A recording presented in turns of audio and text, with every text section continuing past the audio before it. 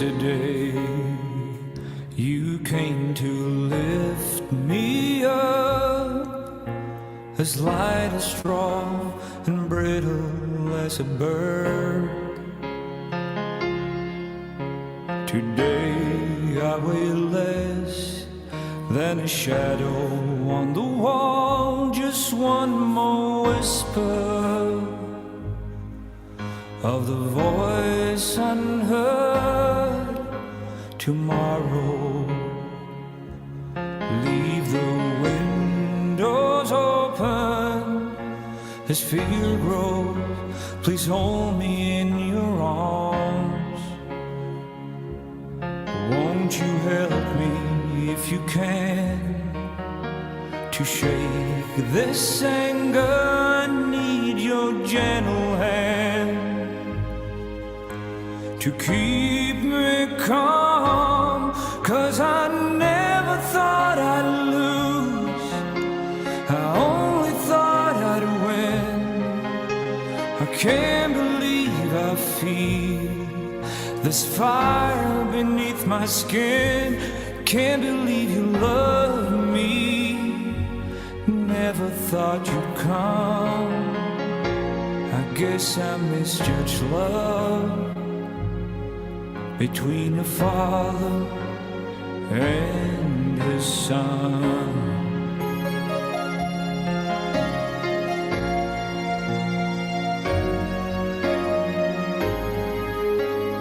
Things that we never said come together.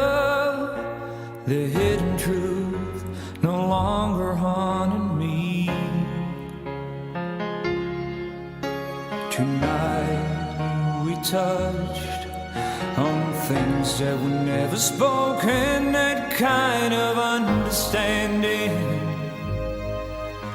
sets me free, 'cause I never thought I'd lose, I only thought I'd win. I can't believe I feel this fire beneath my skin. I can't believe you love me, I never thought you'd come. I guess I misjudged love between a father and his son.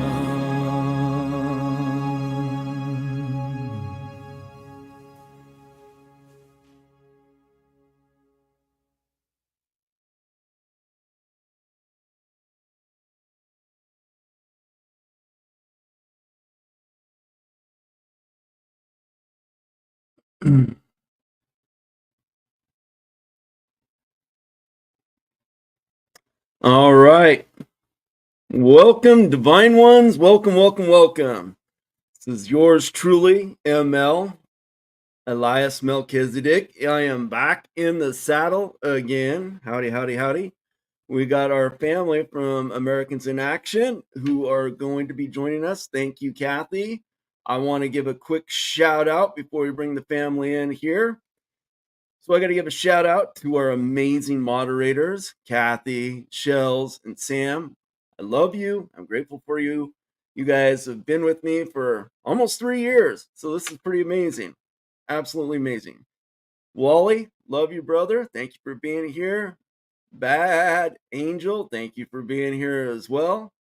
Let's see here. We have Carrie Taylor. Glad to see you, Carrie. Thank you for being here. Michelle Loudenbach, you're right. Divine Soul family member. Thank you very much for being here. Denise Mancuso. Thank you for being here, Denise. Well, let's see here. We also have Louis T. Thank you, Louis. Appreciate you being here. All right. So I am so grateful to be back here with you guys. It's been a minute. We're all busy. We are all busy, and there are things happening behind the scenes that I have a feeling by the end of this year, certain things are going to take place that are everything that's lining up right now. All right, is going to come into full focus by the end of this year. I promise you that. Full focus. I have been maintaining the fact that the Guardians of Light have been with us. They haven't left us. They're watching over us. They're assisting us in every possible way. All right. That's what I'm going to say for right now. I'm going to talk a little bit here once we get the family from the Divine Team of Americans in Action to come in. I'm going to talk about, I went into the heavenlies. Specifically, I went to one of the record keepers at the Akash at the library because I had a very significant question. And I'm going to share that with you guys here in just a little bit once we get going. Richard McFarland, thank you for being here. Appreciate it. Laura Matika, thank you for being here as well. Very much. So without further ado, let's bring in our Divine Team of Americans in Action. We have our Divine Ananda. Hello. Hi, How are you? I'm so good. It's so good to see you. I missed you. Oh my gosh. This has been such a long awaited, anticipated reunion. Super grateful. Absolutely. You look All great. Right. You look great. Let's bring in Christo. Love the hat. How you doing there? Hello, Good to brother. see your How are melodious face. Good to see your melodious I'm face. doing good. I'll do better once I get rid of this banner. Yeah. Okay. There you are. Thank you. I appreciate that very much. Yeah. All right. There we go. Last but not least, the infamous Jay. Hey, Emil, great to see you. Hello, brother. Thanks so much for having us back on. It's awesome to be on your show. I love it. Yes, it is. Thank you all for being here. We appreciate you. We missed you guys very much. Thank you. Well, we have a great crowd thus far tonight. Yeah. So, how is the fires over in your neck of the wood? You guys are over there right at the border of California and Oregon. So, how are you guys faring in the fire season over there? You guys doing all right?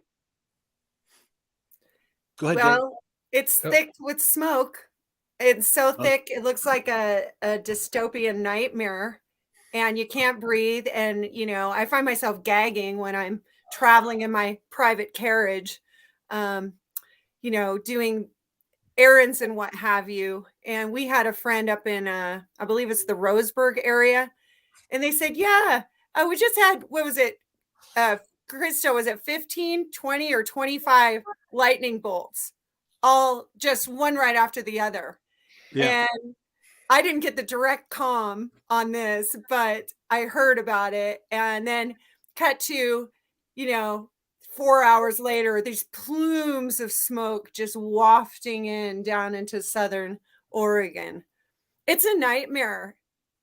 It's gross. And you feel what it is. You can feel. Yeah, it's everywhere. Mm-hmm. Yeah. Our whole world, as I've been saying, the dark ones are going scorched earth. If you guys haven't figured that out yet, divine ones, the dark ones are going scorched earth because they're losing the battle. I mean, they've already lost the battle. They're just going through the formalities that they got to go through so we can get to where we need to get to. You guys, I've seen it. I've been there. I witnessed it. I'm part of the ending. I'm telling you guys, we've won this. We just got to get through the formalities, and we got a few formalities that we got to get through. But we've won this. So don't lose hope. Don't lose hope. You know, Divine Ones, in the last 2 weeks, I decided that we were going to launch the Stand in Honor initiative because we got to unite. Everybody keeps asking me, well, what can we do together? What can we do together? You know, well, we got to unite. We have to unite because, you know, united we stand, divided we fall. And that's their whole intention, is to divide us, to demoralize us, right? To make us fearful. Because once we give into the fear, we're weakened. We cannot give in to the fear. We just cannot give in to the fear. So, what do you guys got going on? Tell us, share with us, you know, what do you guys, aren't you guys supposed to be in Pennsylvania here in the next little bit? Yes. Jay, what are the dates? What are the dates? 9th, 10th, and 11th in Lancaster. 8th, 9th, and 10th of September. And you That's can go to our right. website, 8th, 9th, and 10th. AmericansInAction.info, and see the flyer. And it's going to be a level 2 trust class, operation of trust, how to express the trust, creating your family planning, estate planning, if you will, and creating your God trust, which is also known as an ecclesiastic trust, where you put your most valuable assets. And anyway, it's going to be really fun and very informative, very informative. So come one and come all. I And love that. not only that, The God it's going to be offered online as well. So it doesn't matter where you are in the world. If you can catch the time zone, you can sign up for the online class. So that's going to be very cool. Beautiful. Beautiful. That's wonderful. Oh, wow. I want to give a shout out to a few more people that came in. Jordan Turley, thank you for being here. Debbie Stevens, thank you for being here. Let's see here. Brenda Steele and your divine husband, George, thank you guys for being here as well. All right. So I'm going to be sharing, I keep sharing your guys' information of your upcoming courses on our main wall over at the Sovereign Redneck Renegade on Telegram itself. For those of you guys that don't know, Americans in Action also have their own Telegram channel that you guys can go subscribe to, so you guys can get updates from them and updated content that they put there as well. Because there's, people are looking for answers right now, right? People are looking for answers, but some of them are looking for answers in the wrong place. And some of them are needing a little bit of guidance and direction of where to look for their answers in the right place, right? And I had a really interesting conversation with somebody the other day about these crazy laws that we're all part of and so forth like that.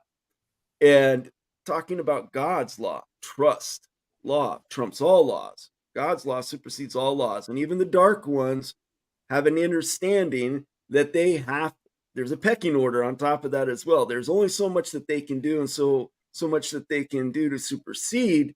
And they know that once they get to a certain level, they cannot supersede God's law, first and foremost, because nothing does trump, no pun intended, God's law.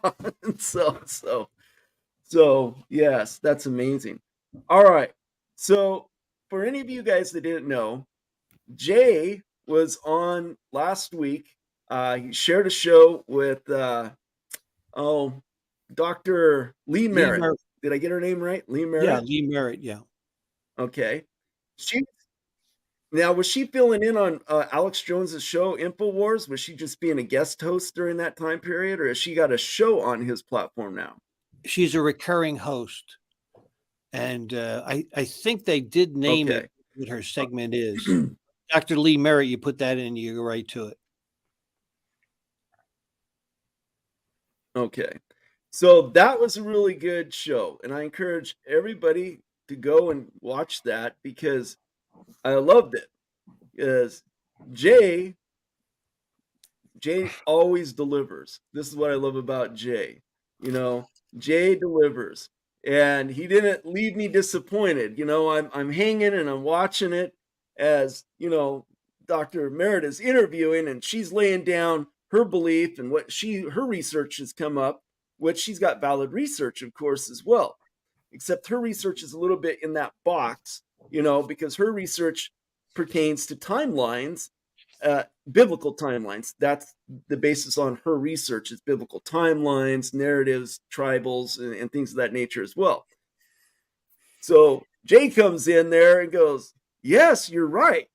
But on top of that, ding, ding, ding, ding, ding. And he lays it out there. And I loved it because she was like, okay, it's probably time for a break here. We'll be right back. Because it was classic because, everybody has truths, right? Everybody's at different levels on those truths itself. It doesn't mean that they're not awake. It's just that everybody's awakeness is at a different level right now. Their consciousness is at a different level. And it really is interesting to see as I watch some of these truthers out there who really strongly believe they're well awake, but yet not quite as much as they think they are. And that's okay, because everybody will come and finish that race in their own appointed time. That's the beautiful thing about this. Every person finishes this race at their own appointed time itself. So don't get discouraged, divine ones. Don't get discouraged at all. I'd like to comment. I'm just like, so my heart is full right now. Yeah, I'd like to Go comment. ahead, Ananda. I thought that they had a really cool, catchy tagline. It was something like, how aliens have infiltrated the law, or something like that. And I was like, ooh, that's clickbait. So anyway, it's really interesting the way Jay segues influence from the other side of the veil, and that it comes all the way down into third dimensional, into the laws, the way we've all thought was the law.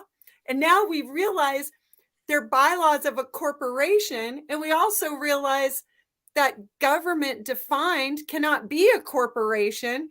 So what the hell is this? And everyone's going along with it, thinking it's legit. And it's just, oh, mind-blowing, of course, which, you know, many of your viewers have already gone down the rabbit hole pretty darn far, you know.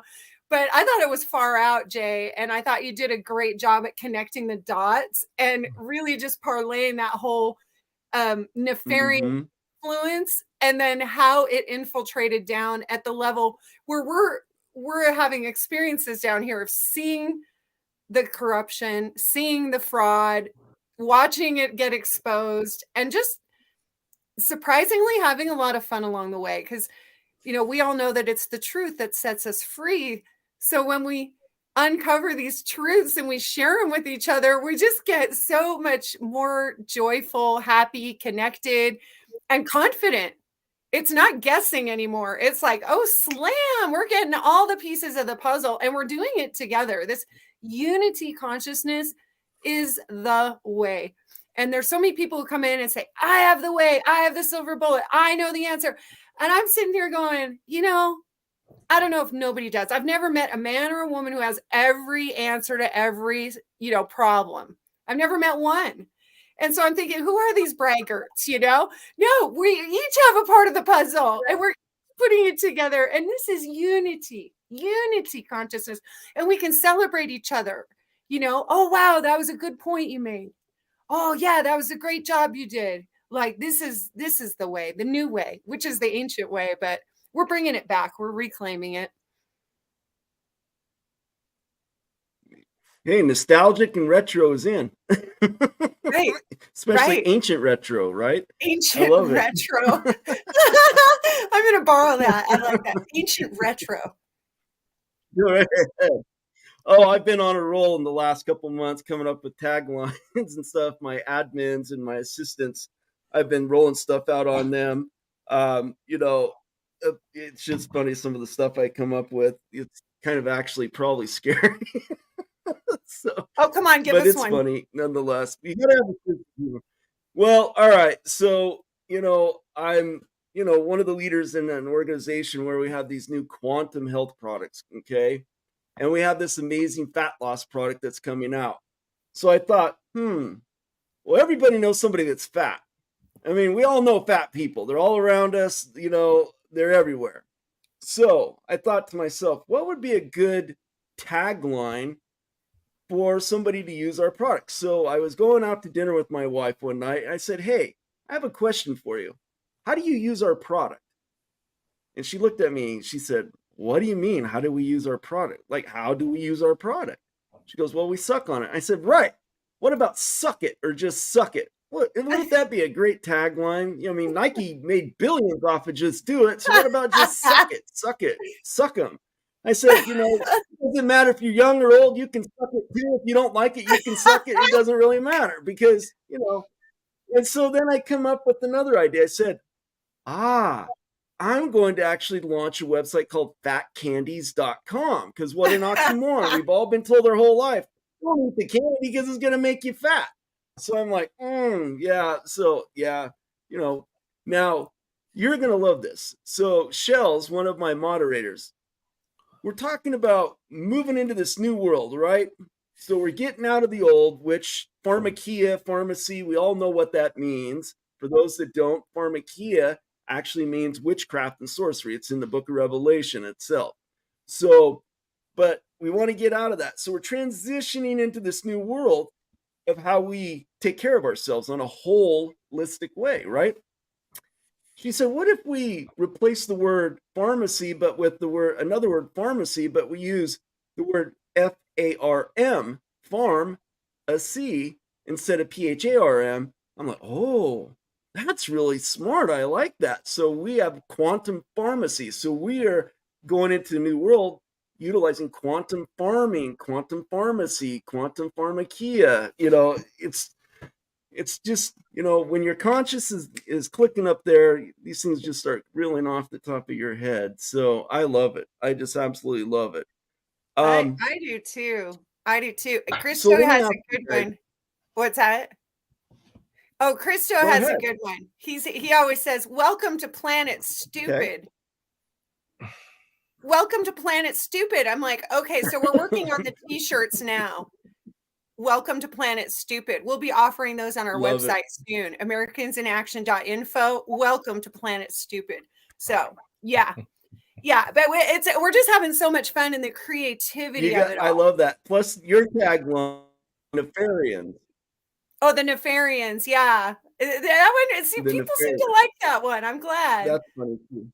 Oh, good. Yeah, because it kind of lumps them all into Yeah, one I like that category. too. That's But really it's good. kind of also gentle, and I honestly, I have to borrow Lee Merritt's. She's calling them the Babylonian Mafia.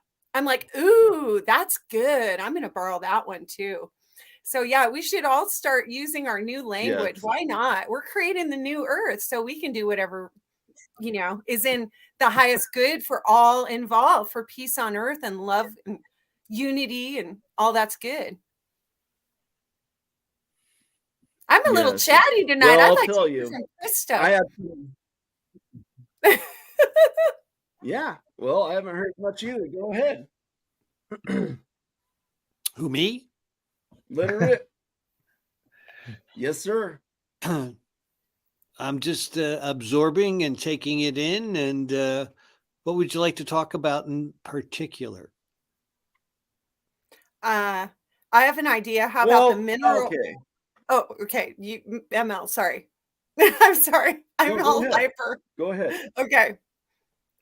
Mineral Go ahead, rights. Ananda. What's the importance of claiming your mineral rights? That's really good, because I think that there's not too many people that know that when they buy property or whatever they're doing, house, real estate, and they got to think of the air above and the minerals below, because they'll steal them from you, and whatever you do or find on that land is theirs. It's crazy. So remember, I think, Ananda, we were going through that, and we were just blown away at what they were doing. Mm-hmm. Yeah, the claiming, so much of the corporate greed mongers are claiming the water rights right under the earth of where you live. And when you buy a piece of real estate or property, you think that you own the land, the house that sits on it, the air above, the water underneath, the minerals underneath. Over here in Oregon, I think it's radium and cobalt are the two resources that they're hot after. So we're just encouraging everyone to look up on a record, your county recorder's office, and find out, do you own the rights to the minerals beneath your property? And if you don't, claim them. Claim your mineral rights. First in line is first in time. You want to add anything, Jay, to that? Oh, I like that. There's another new one. Yeah, I think that's about right. When you have the if you're going to have land or real estate, it's important to go do your allodial title, your patent, go to the county recorder's office and just search back as far as you can, because you need to get the documentation that verifies where the history is, because they can construe things and they'll come in and make up false titles. They'll make up false claims, anything to do short foreclosing, because the way they're doing foreclosures right now is they're making up documents. I've seen them more than one occasion, documents and cases that they're making up, and then they get the house into foreclosure. And when they get the house into foreclosure, they send it to an auction, and the auction house and the foreclosure, what do you call it? The foreclosure lender, or the holder, even if they don't have it, they're all in bed together, and then they do it for cash, and that's how they launder money. Because there's no more money. The money's gone, and so their last grab is the land and the real estate. So they make up foreclosures. But if you can have, and then they launder the money through the auction. And the courts will be complicit to that, because the courts make X amount of percentage for every foreclosure. And it's at the federal level when you do a foreclosure, because the banks are involved. So the way to handle that is you can do things like bankruptcy, other things like that too. But and then there's a trustee that's involved. So it goes into trust again when it comes to foreclosure. But they're doing a lot of nefarious things right now, because they're on their last leg, and they're just throwing everything out there to see what sticks. And but if you have all your documents, allodial, patent, chain of title, it will make it a lot more secure for you. Yeah. And it's So interesting. let me ask a question then. My question is, what if you're somebody that owns your home and your property? You don't have, you don't have a mortgage or anything else. Like, what does those individuals do then? Well, I don't know if anybody's going to be coming after you, knocking on your door. If they do, they'll start administratively. And you see, the cool thing about Admiralty jurisdiction and Babylonian Empire is they play by their own rules, and their own rules, even though they can change them, it always begins with a disclosure. And that's an invitation or an offer to contract or some sort of document that they're going to send to you in the mail. When I say an invitation, what I mean is it's an invite to contract with them. And it could look like a summons. It could look like a third-party credit collector, a debt collector, or anything like that. That's all invitations to contract with them.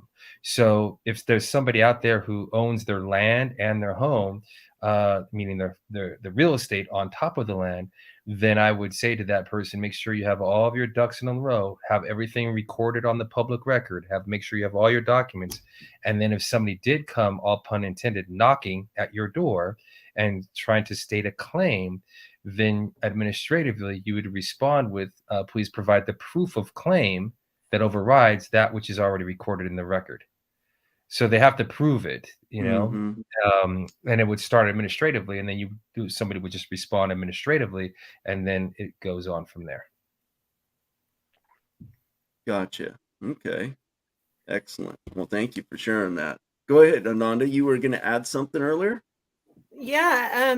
I think the gentleman had pointed out some of the fraud. They're basically make up whatever they want to make up, fictitious fines. They just make them up and call it something. Well, in one of our, we were doing research on a chain of title, and this one was just mind blowing, the level of fraud that happened. And it was one party had in the middle of a seller selling the property and the house to the buyer, a third party came in and stopped the sale and said, seller cannot sell to the buyer unless the buyer agrees to pay the third party hundreds of thousands of dollars. And the party that wanted the land and house on it wanted the land and the house so bad that they paid the third party. And then years later, come to find out that third party never had a deed or a title to begin with, then went to the attorneys and had them write a record of indemnity. The record of indemnity held harmless the third party who claimed lost title. There was no title. It was not lost. There was just never a title. Wow. Whoa. Yeah. Whoa. Wow. Holy Yeah, cow. there's some really complicated stuff these swindlers are doing, and it is not cool. So read everything. Read every line on every document. When you get done with the title company, read every line on every document.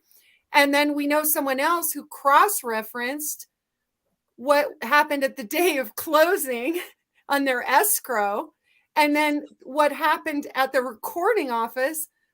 Thought they were the two same documents. When they cross-referenced them, they saw that the one that was recorded at the recording office was fudged.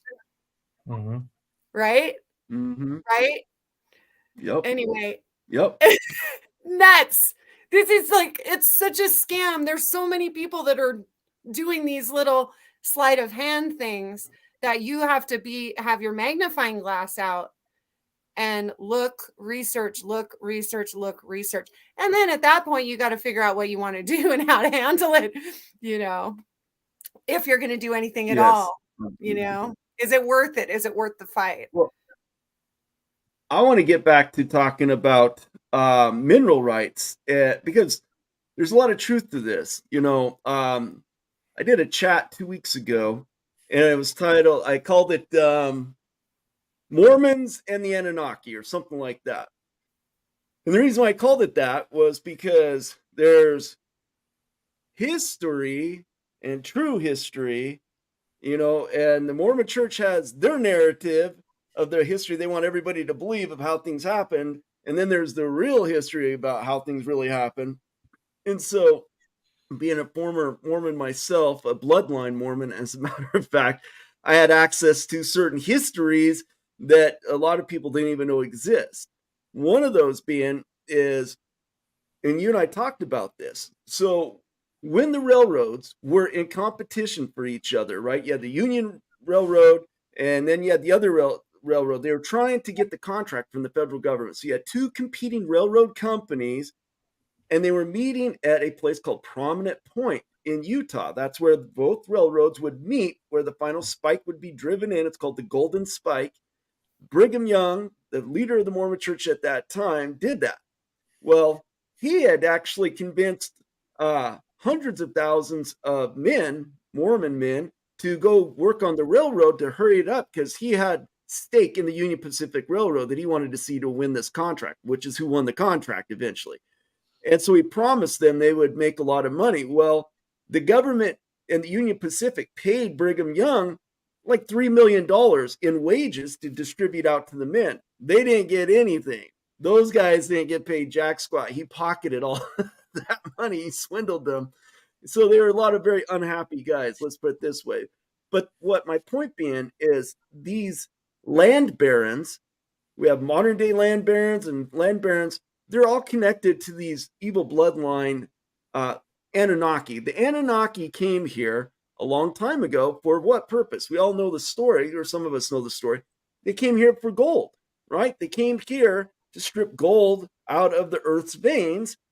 Where is our gold located at? On key ley lines. Mineral rights, massive deposits are located on key ley lines in our earth. The Intermountain West United States has some of the most richest deposits of gold, silver, gems, and everything from any place else on the earth. But there's also key ley lines that intersect strategic locations all over. And from an aerial view, it looks like a circuit board, actually, but these are key ley lines, or what they are. So Brigham Young, being an Anunnaki, bloodline Anunnaki, he knew about these ley lines because he knew, if we have the railroad come right next to us, then we can go gold digging and silver digging. And they did. And they were able to use the railroad to transport a lot of the materials that they needed to get.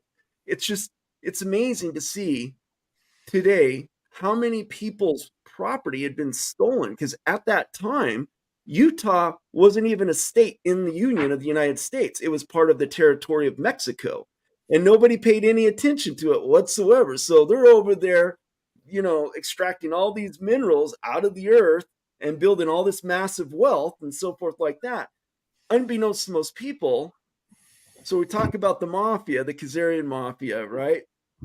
So Brigham Young was actually connected to a family out of Cincinnati, Ohio, called Kuhn Loeb, who were the Rothschilds' banking agents inside the United States.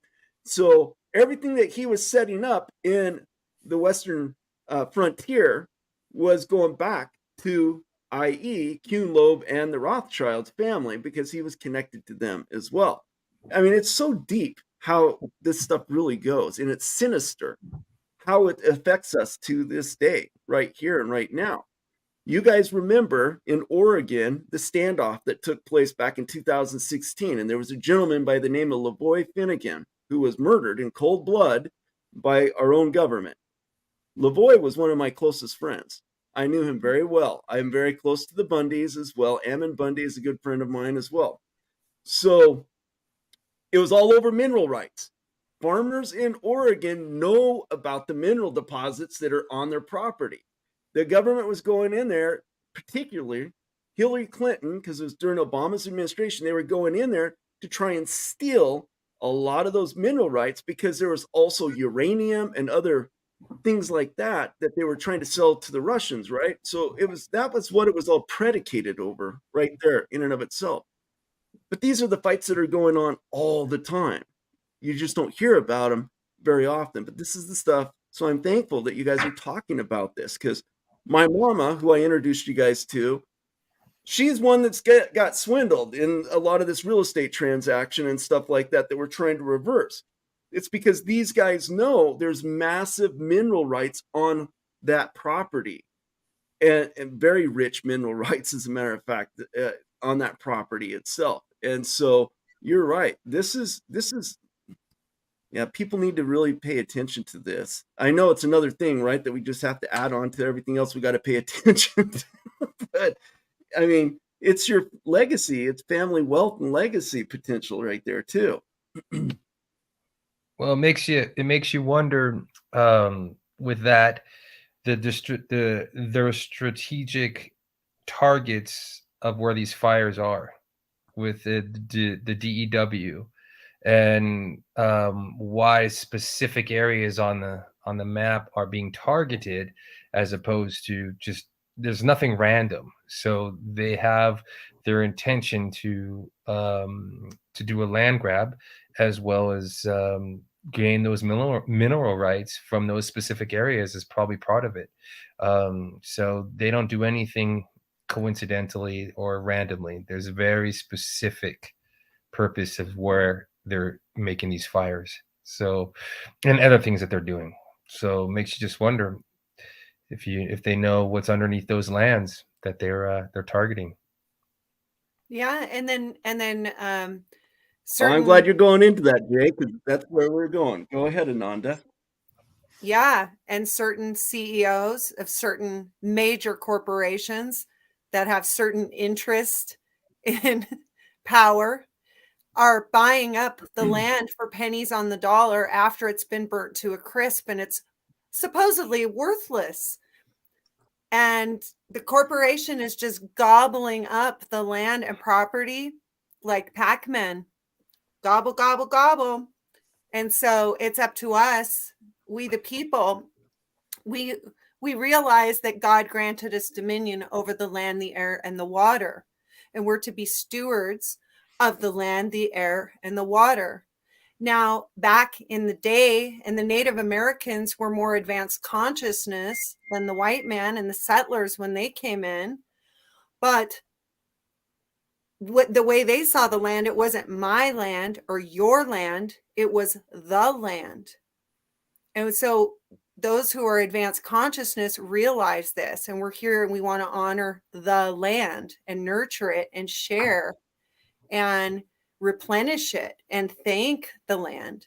However, if we're still in a collective agreement that people own property and you can buy and sell land and buy and sell property.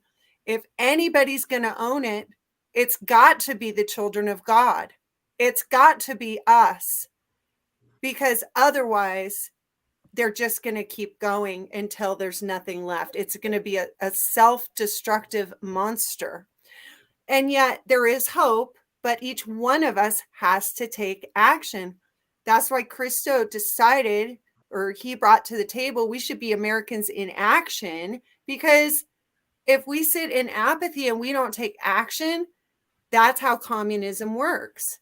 So we cannot sit back and just watch this land grab. So call your town meetings, get with your friends, post flyers in your neighborhood, go door knocking, talk to strangers at, the post office and at the grocery store. Like, get into action, not into apathy. Make a meme. Come on, meme makers. Make a meme. Whatever. All of it is important. Yes. There's a great book that was written in the 50s. It was called The Naked Communist. And it was written by a man who was former FBI, and he actually Cleon Skousen is his name. So anybody that knows constitutional principles, constitutional studies, knows that the Skousen family are very staunch constitutional conservatives itself, right? Cleon Skousen wrote this book called The Naked Communist in the mid-50s because he saw what was coming, what was already happening inside the United States. And now that you brought this up, Ananda, thank you for doing that, because I just listened to a show with Lieutenant Scott Bennett on there, and he had Dr. Pritchett, Stephen Pritchett, on there. Dr. Pritchett is the author of the Sefer Bible, and he's a scholar, biblical ancient text scholar as well. And they were talking exactly that. Communism has taken foothold in our nation. We no longer are the United States of America. That's done. It's over with. It's gone. We have to restore the republic.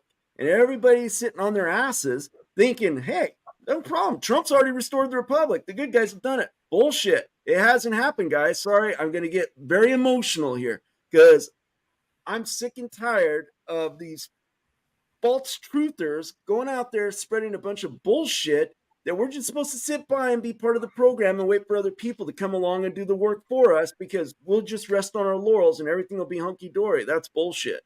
Sorry, guys, but I'm passionate about this now. You've woken a sleeping giant. And, my last 2 chats I've had on my Telegram, I've been slinging colorful metaphors left and right because I'm really ticked off, at certain things that are happening in this nation.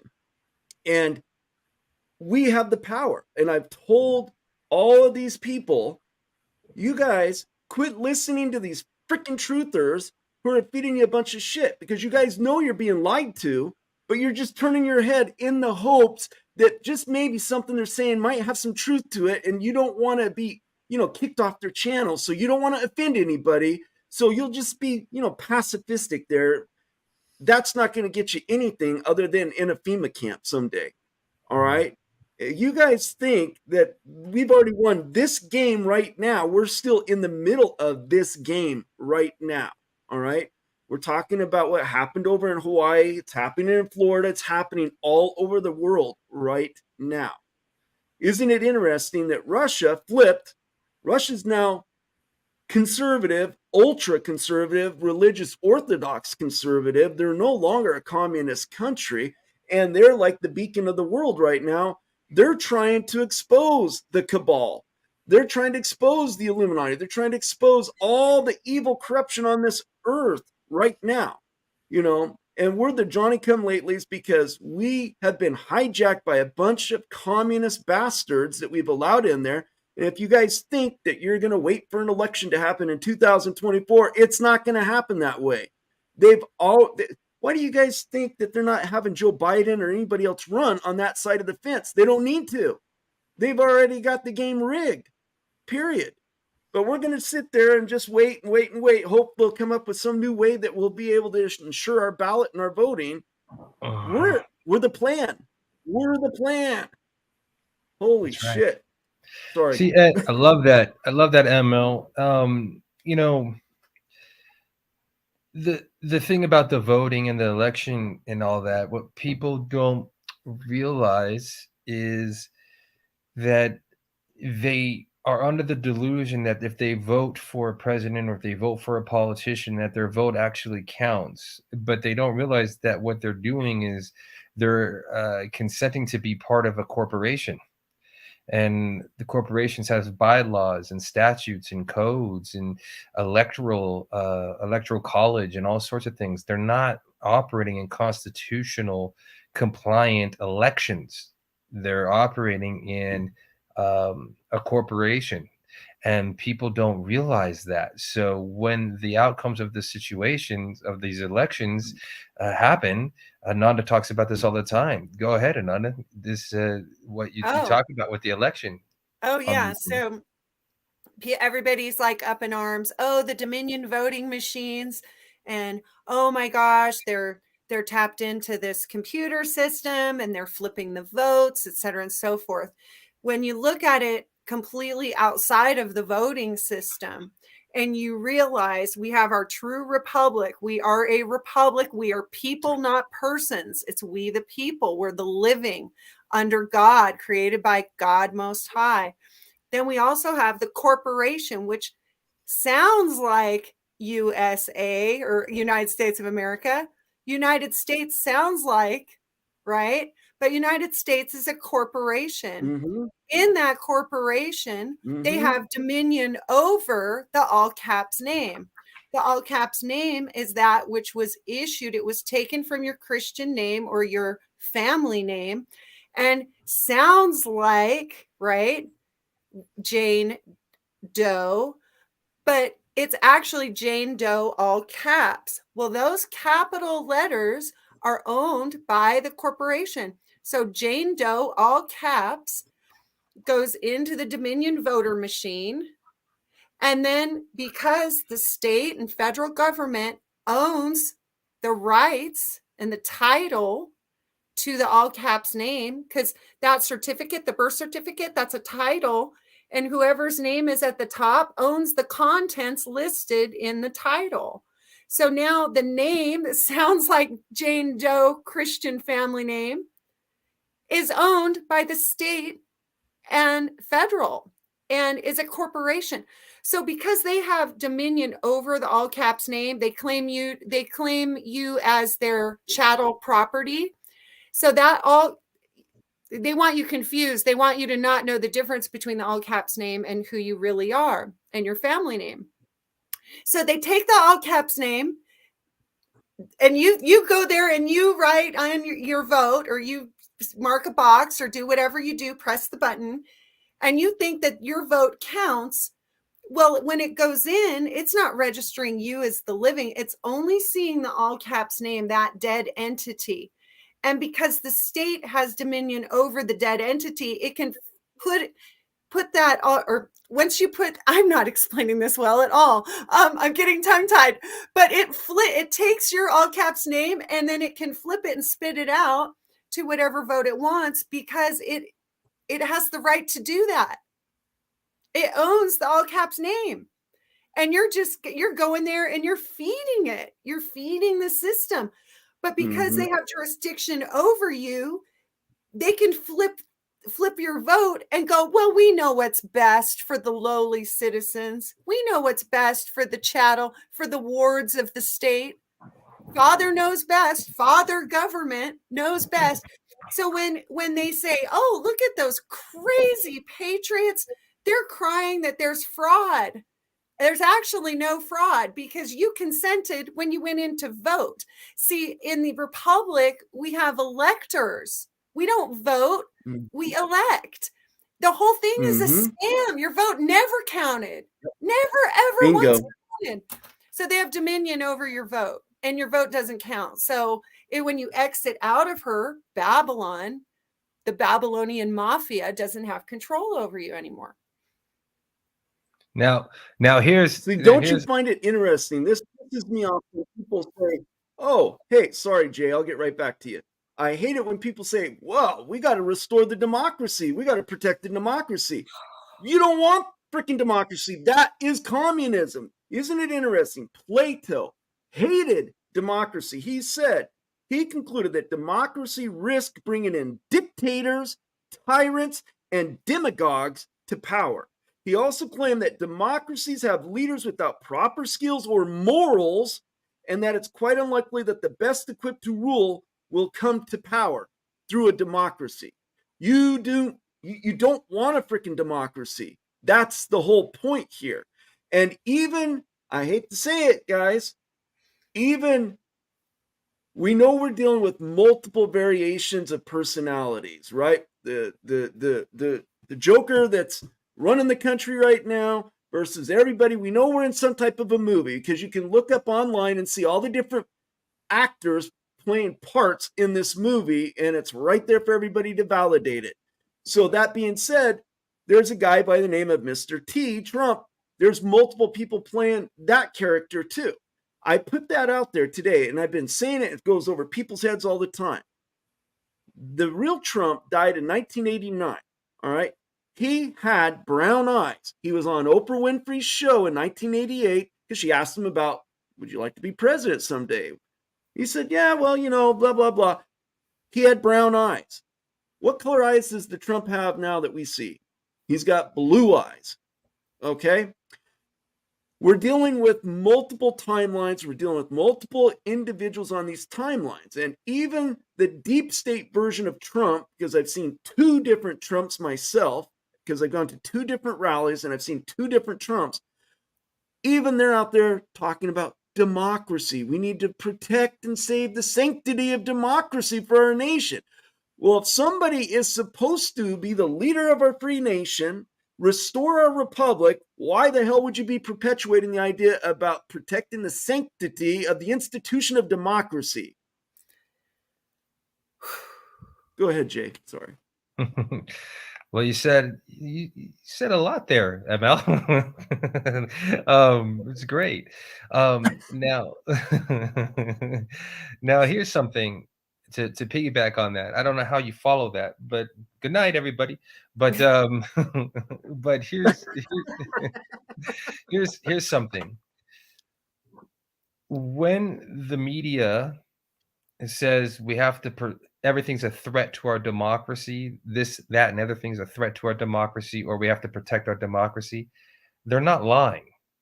Whatever they're saying that is a threat to their democracy is true, because that which is threatening the democracy that they speak of is the republic. And they're going, we have to stop X, Y, and Z, because if we don't stop X, Y, and Z, the democracy, the demon-nocracy, right, will be expired. And the media is part of that democracy. So you have to realize how to decode what they're saying, because they're always disclosing, and they're not talking to the people per se. They're talking to the powers that be, keeping tabs on that which they feel is a threat to their agenda. And they'll use the media. TED Talks specifically as a great example of it, like when Bill Gates in 2015 came out and talked about a virus that would happen on 2020, and it would be this thing that would need vaccines. He was doing a business proposition to investors, but it looked like on another level that he was just talking to the people. But when you go back, if it's still up, if you go back and you watch it, you'll see he's got charts and graphs, and he's talking about how people should invest, and this is how much they'll profit if they do X, Y, and Z, and by 2020 they're going to launch it. We'll enter the 2020. What happened in 2020? Everybody knows, right? And who was the faces behind it? Gates and Fauci and everything, right? So then when you watch the media, the news media, social media, and you hear, especially CNN and these other places, when you hear them talking about this is what's happening with our democracy, or this is what's happening, what they're doing is they're publicizing to the investors a disclosure of where they are in their corporate agenda. In other words, let's just take an annual update about where we're at with our books. Remember, it's always a corporation, right? So corporations' number one thing is to profit. So it's always about the bottom line. So what they're really disclosing when they go on TV or whatever is they're saying, here's where we're at with our agenda. Here's how much our threat is. Here's what we have to handle. Here's what we need to do. And here's how we have to get ahead of it. And here's where we're not getting ahead of it. And maybe you should do this, that, and the other thing. So they're just disclosing it. But to the layman, it looks like news, but it's never that. It's always something deeper. I was going to add to that is the good news about all this is that if for 200 years this corporation has been around since 1871, the Act of 1871, and the Trading with the Enemy Act, and to put the country into a corporatization, then what's happened then for 200 years is they've been placating and propagating that the said corporation is actually constitutionally compliant. Okay, so this is how it's going to shoot them in the foot, right? Because as more people wake up and go into the courtroom, one question that everybody can ask, which I love this question, when they go in the courtroom, is, are you a corporation or are you the government? Because as Ananda was saying, a corporation cannot be government. Now, fast forward 200 years from 1871 or whatever, the number of years it's been, now that people, especially with the transition of consciousness on the planet and truth is coming out all over the place, the propagation and the perpetuation of a corporatization of the United States can't fly anymore because too many people are going in. Wait a minute, aren't you constitutionally compliant? Even if they don't know the legalese, the facade that the courts have put up for 200 years is that, oh yeah, we're constitutional. Well, if you're constitutional, then how come person A, even if they're using the word person, and person B's rights were violated by the policy enforcers? So as we're seeing it on mass scale, when people like Trump or other people are not getting justice in the propagation that the court systems are justifiable through the judiciary branch of the Constitution, and we're seeing on a mass scale the outcome that the courts are not doing that, then one, the courts are corrupt and people are going to lose faith in the courts, and that's going to work against them. Or two, they're going to have to come out and say, well, no, we're not constitutionally compliant. What? You're not constitutional? Then what are you? Oh, we're a corporation. Oh, well, then how do you deal with me? What do you mean you're a corporation? So either way, now that things are happening, the fallacies are going to be exposed because they can't keep up the facade anymore because too many people are waking up. You're either a corporation, and in which case, if you're a corporation, show me the contract that I'm obliged to uphold with you to do business, because corporations do business, and I don't have to do business with any corporation that I don't choose to do business. Supreme Court cases verify that completely. The right to, and the Constitution verifies that completely. The right to contract is your unalienable right. So too is the opposite. Your right to uncontract is your unalienable right. So you can remove yourself from a contract as well as you can get into a contract. So if these courts are saying we don't have to follow the Constitution, well, then why not? What are you? We're a corporation. Well, then how does that affect me? Or if they're going to try to uphold the myth, we're a constitution. Well, if you're constitutionally compliant, why is so much injustice happening? You must be corrupt. Right? So either way, they're going to eat themselves alive and destroy themselves because too many people are waking up. And so now we just have to sit back and do our part. And I don't mean sit back passively. I mean, watch as it unfolds as we're doing what we have to do to participate in keeping the Republic free. But it's just a matter. That means we have to stand in honor. That's See, this right. is the problem. This is the fundamental issue that patriots don't want to do. It's called standing in honor. And what that means is rolling your sleeves up and getting the hell to work. That's what it means. Because the days of sitting by and waiting and waiting and waiting and waiting, that's over with. We're never going back to what you had in 2016 in the previous election. We're not going, that country's gone. That timeline is gone. We're in a completely new timeline, guys. Divine ones, we are in a different timeline.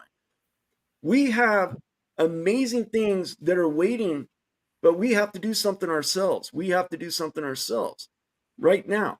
You know, these attacks that are happening, like on Maui, there's a couple reasons why this is happening. And FYI, it wasn't a freaking white hat operation. So anybody that's telling you guys it was a white hat operation, they're full of shit. And I'm going to prove it to you right now. All right. So listen here. So you had last Monday, there was a video circulating.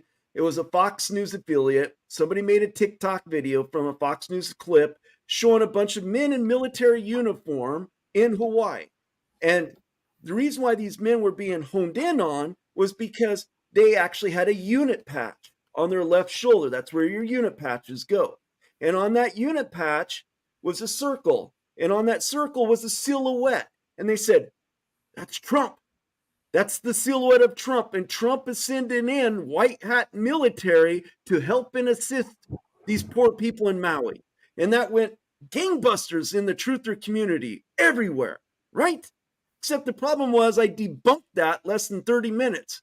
That patch is the silhouette of the king of Hawaii, not Trump. You can actually buy them on eBay for $3.99 because they've been using that unit patch for 60 years because it's the Hawaii Army National Guard. It's not a special operations unit. It's not a special unit from Space Force from Trump. It's the Army National Guard of Hawaii who wears that in recognition of the king because Hawaii is a kingdom, guys. Did you guys know that? I watched this amazing video of the Queen of Hawaii who was over in Virginia, Washington, D.C., and she put out this amazing 4-minute video talking about how her great-great-grandmother or something to that effect in 1871 took back Hawaii and put it back under a kingdom and took it out of the United States. It's not even part of the United States. This is one reason why it's under attack, is because it's a sovereign kingdom that the United States cannot control. That's one of the reasons why the deep state is attacking them. 2, there's also a Stargate system. There's 12 Stargates on this planet, and I've talked extensively about where they're at. They're all connected to one of the 12 tribes of Israel, the Hebrews, not Hebrew. Hebrew has nothing to do with biblical tribes. These are 12 star seed tribes, Hebrew, that are here, and their DNA is encoded into those Stargates itself. If you look geographically in Hawaii, where is the direction of the hurricane that's going to hit in Florida right now? It's in the Fort Myers area. That's where another Stargate's at. Greece got hit last week too. There's a Stargate in Athens, Greece as well. They are systematically trying to destroy and take out these Stargate systems for a reason, because the Guardians of Light, the Pleiadians, everybody that's part of the Galactic Alliance, Earth Alliance, all the different alliances, there's multiple alliances that are working together in unison. They need these Stargate systems to come in and out. And if they're disassembling them and trying to destroy them, they have a hard time getting here to help us out.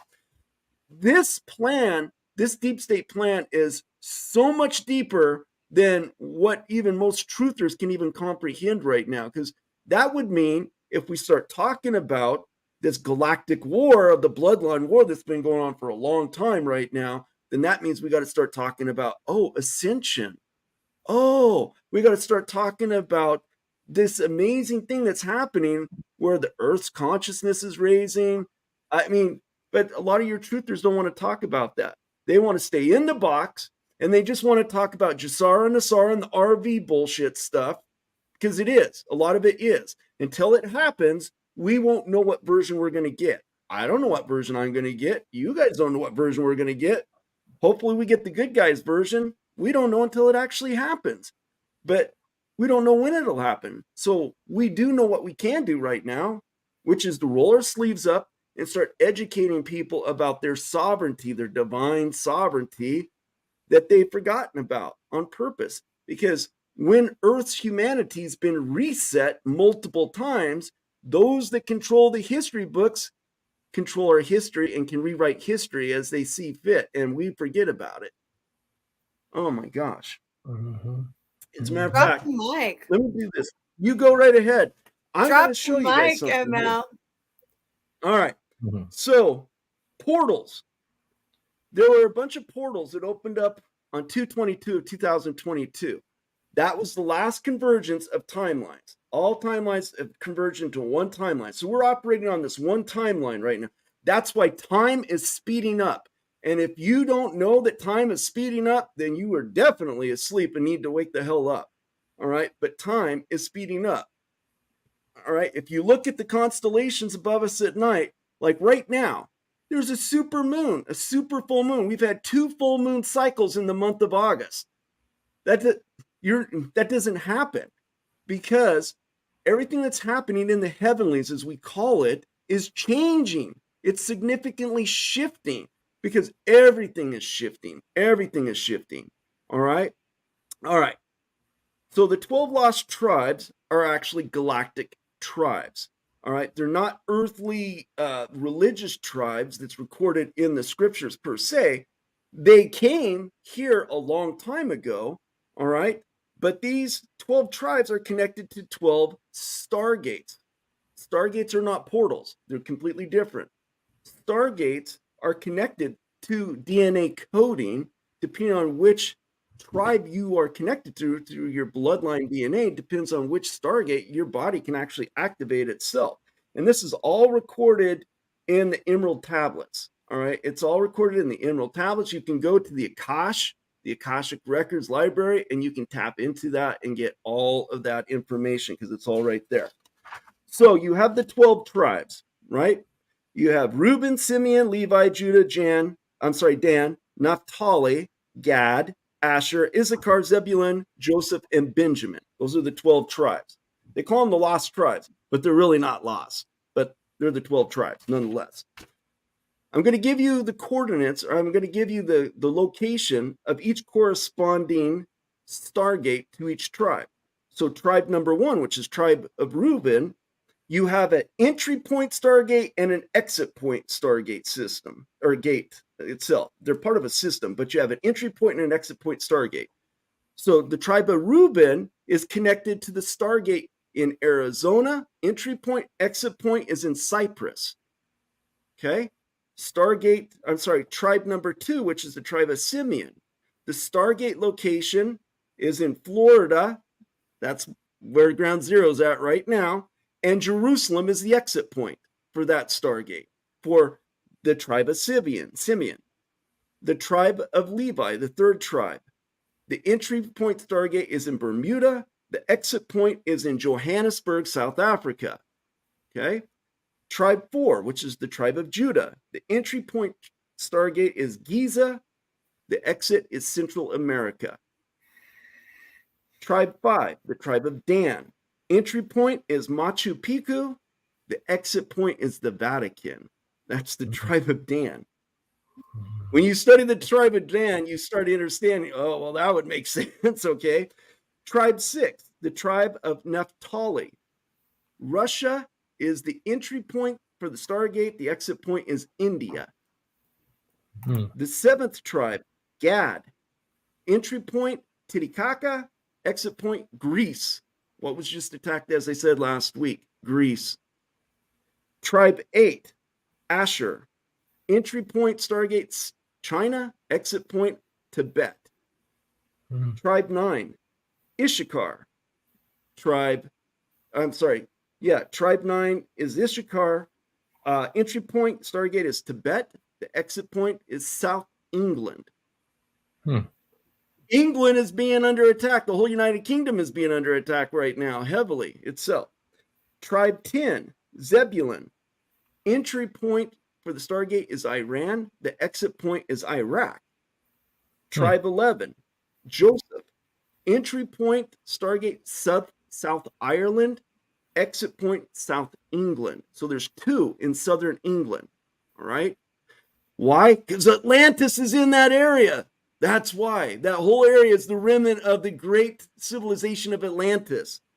Tribe 12, Benjamin, the last tribe. Entry point gate, southern France. Exit point, Maui.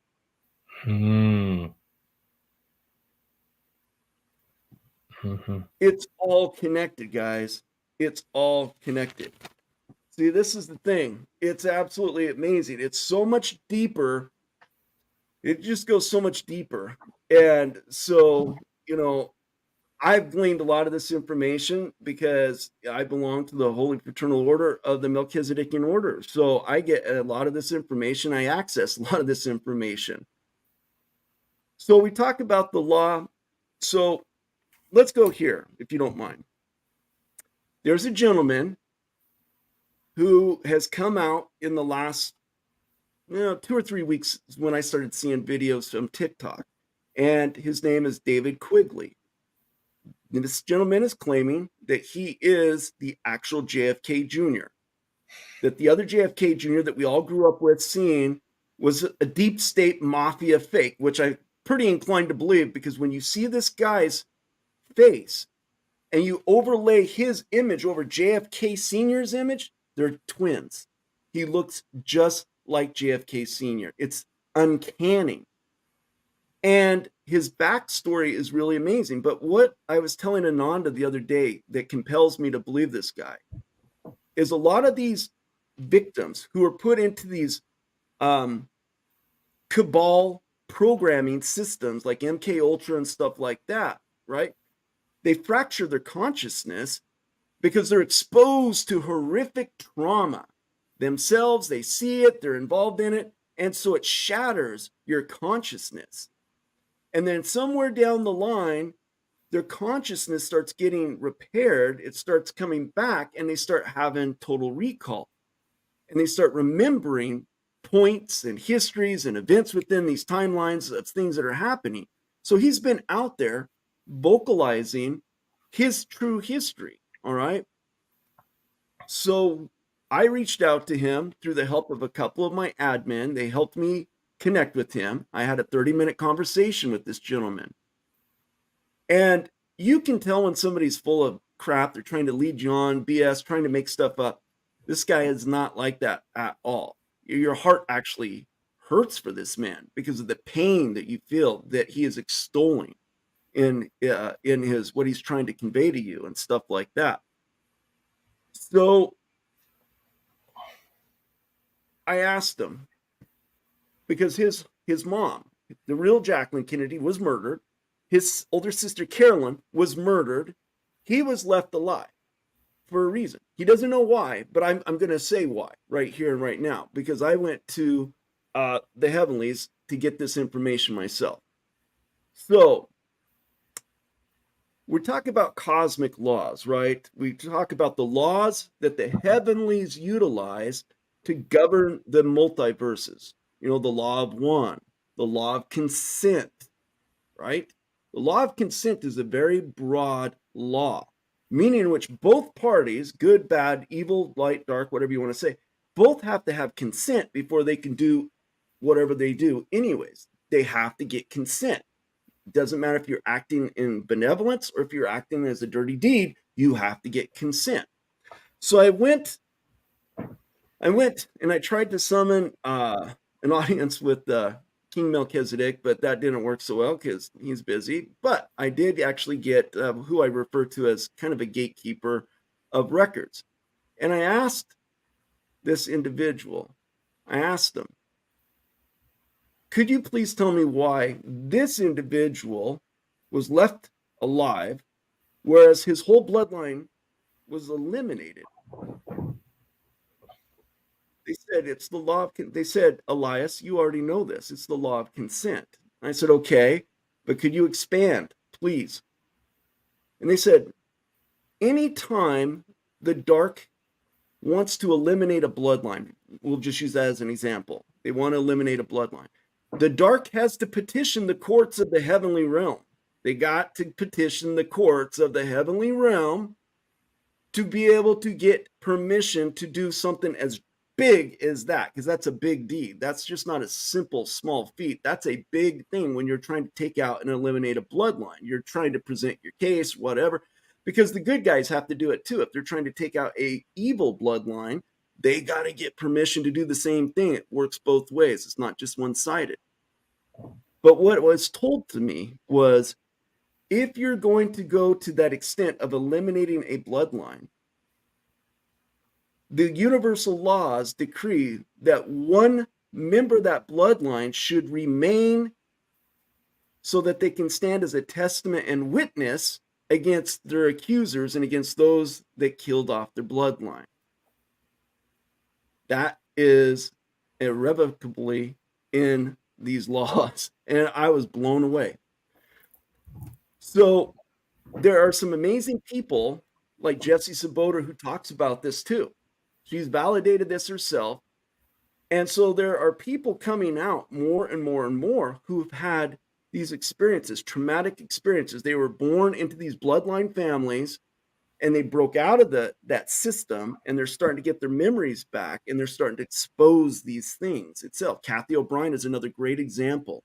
I have friends that are former Mormons in the Mormon Church who are whistleblowers who have said the same things that they've witnessed, and they broke out of the MK Ultra mind control system, and they were able to testify of the horrific satanic ritual abuse that they and their families had incurred and stuff like that. So I'm just saying, this is why this gentleman was allowed to live. They attempted to try and take him out multiple times, but they couldn't. Because if they had fulfilled that, then they themselves would be eliminated immediately, because they didn't get permission to do that. They superseded that, and they're not supposed to do that. And so this is why he's supposed to remain as a witness and a testament against those who have eliminated his bloodline itself.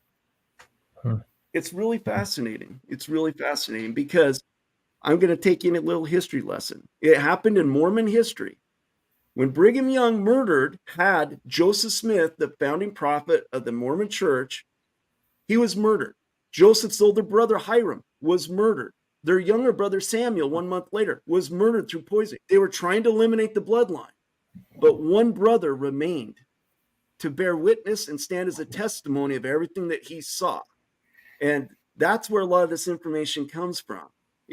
So there's a track record of proven historical track records of, when you're talking about bloodline wars being eliminated, somebody has to stand as a witness and testament against their accusers, against their assassins, against the petitioners to do that. Isn't that amazing? That is amazing. And I'll tell you, tell me if you know the answer to this, guys. In Russia, was the last Tsarina of Russia, Alexandra, and her children were massacred, but one of them lived. Is that true? I remember the story right. One of them lived. And there you have it. That's pretty fascinating. Yeah, and my mom, just a little trivia. My mom named me, so my middle name, Alexandra, I was named after the last Tsarina of Russia. And I thought to myself, that sounds kind of like a curse, Mom. But she felt really compelled to do that because she was a woman of integrity, and she was a godly woman, and she was willing to do anything to stand up to the Nefarians. So it's kind of one of those names of like, oh, it's got some heat to it. And I do see it as a blessing now. But what a trip. What a trip. And again, that was that same story of most of them, all but one. And there you have it. It's like, oh, this is cool. This is great research, ML.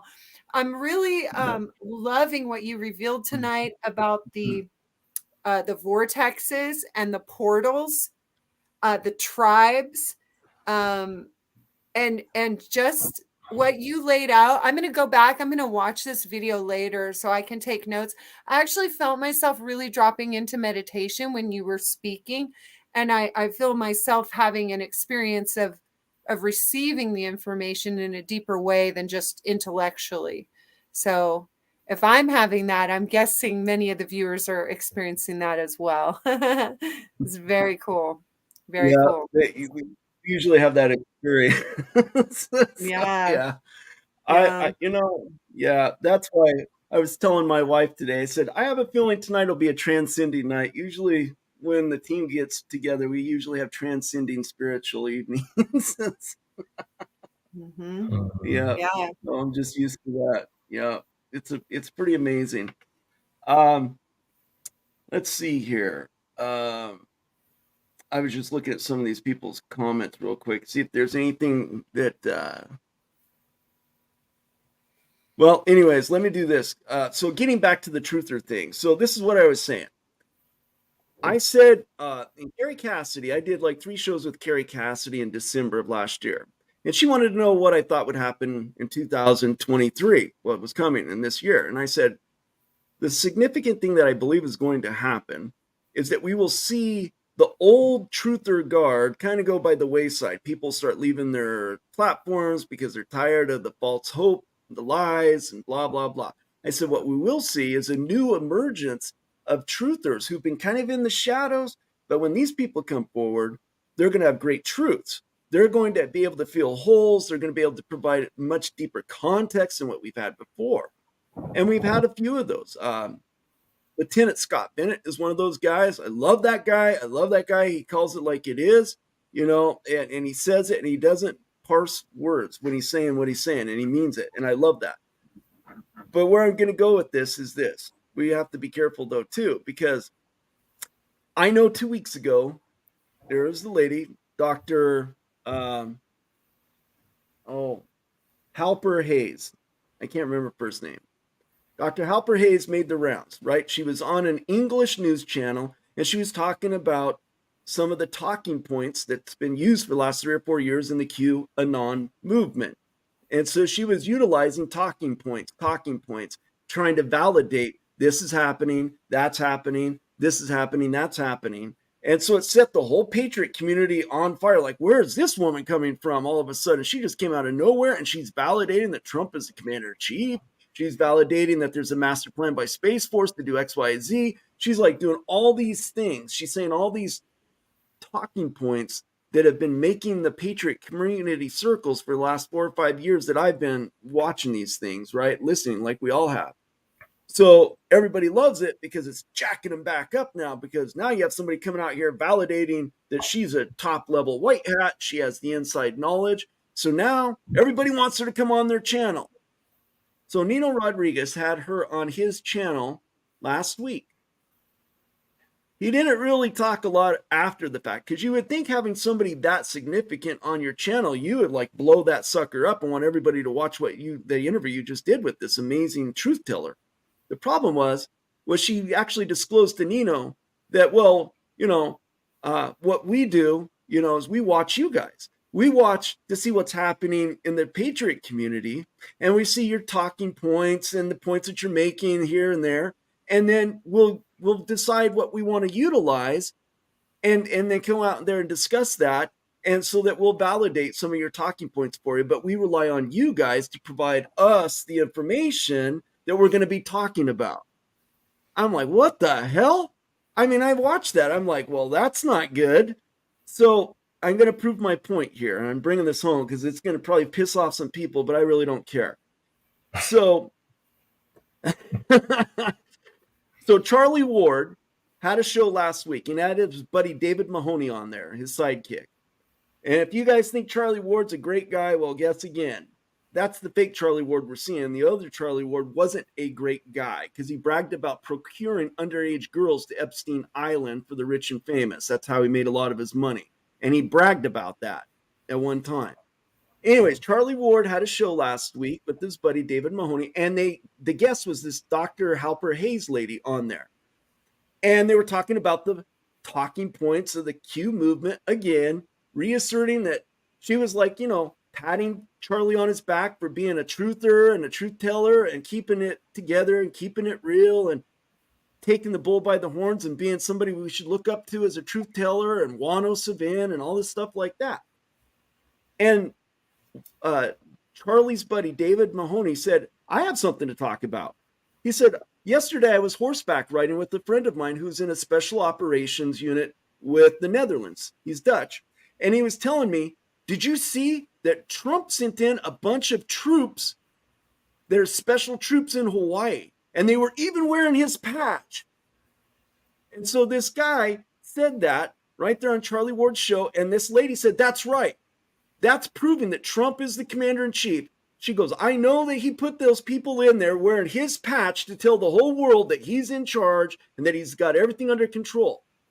And I'm like, are you freaking kidding me? So same thing, Kerry Cassidy saying the same thing. That's a signia of Trump's silhouette to prove to the world that this is a special military unit when bullshit, it's not. This is my point that I'm trying to get everybody to look at. There's a lot of deception out there. There's opportunists. And I'm not saying anything bad about this one. She's disinformed is what I'm saying. She's only going off of what she's been told, and that's what she's reciprocating. When in fact, that's not. And there's a reason why I'm blackballed, because no other truthers want me on their platforms, because this is the kind of shit I'm talking about that actually exposes their bullcrap. But, you know, if I jumped on the bandwagon and said, oh, yeah, definitely, that's exactly what that is. It's a silhouette of Trump. And if you guys would actually pay $5.99 a month so you can be a subscriber to my platform, I'd really appreciate it. Thank you very much. Mm-hmm. Come on. You know, one thing that you can, one thing that helps to decipher if somebody's telling the truth or not is if they're propagating people not to do anything.